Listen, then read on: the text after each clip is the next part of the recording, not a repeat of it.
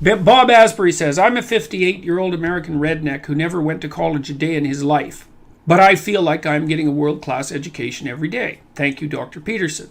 You are very cool. Well, thank you. I don't know how cool I am exactly, but I tell you, man, and this is the dead truth, I am absolutely thrilled that I have the opportunity to provide educational resources to people all over the world. It's a dream, really. I mean, it's an absolute privilege. So when I get letters from people like you very, very frequently from all over the world, and the fact that now we have the technology to allow people in principle to have a world-class university education is mind-boggling. And here's something I think is absolutely comical, and I've been pursuing this with a group of people that I've been discussing.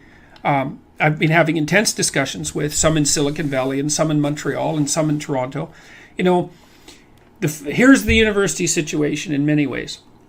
Number one, they're putting students in debt in a tremendous way in the United States because of overpriced education. They don't let the students declare bankruptcy because of the debt. And so it's basically indentured servitude. And so then students come out of university indebted heavily at the time of their life when they should be relatively free of financial burdens so that they can be creative and entrepreneurial, because you're going to do that when you're young, generally speaking.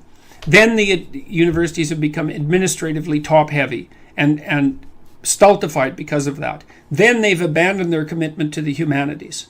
Right? Then they're not utilizing modern technology to extend their reach as broadly as they possibly could.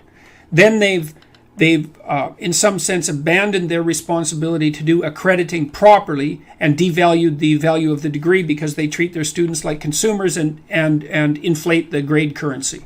So to me, that's a perfect storm of error. And so I see an opportunity emerging right now where the intellectual property that's related to the true humanities, and that would be at least in part the Western cultural canon, could just be taken out of the university's grip and provided to people in high quality form online.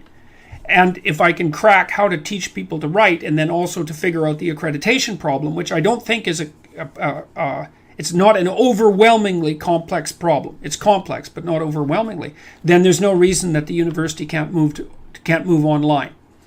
And I would say the true university exists where people are pursuing education because they bloody well want to get educated, because they know that being sharp and articulate and historically informed and philosophically wise and all of that makes their lives better, makes them better citizens, makes them more responsible. And so I want to follow the university where it goes. And as far as I'm concerned, the university is where people want to listen to wisdom.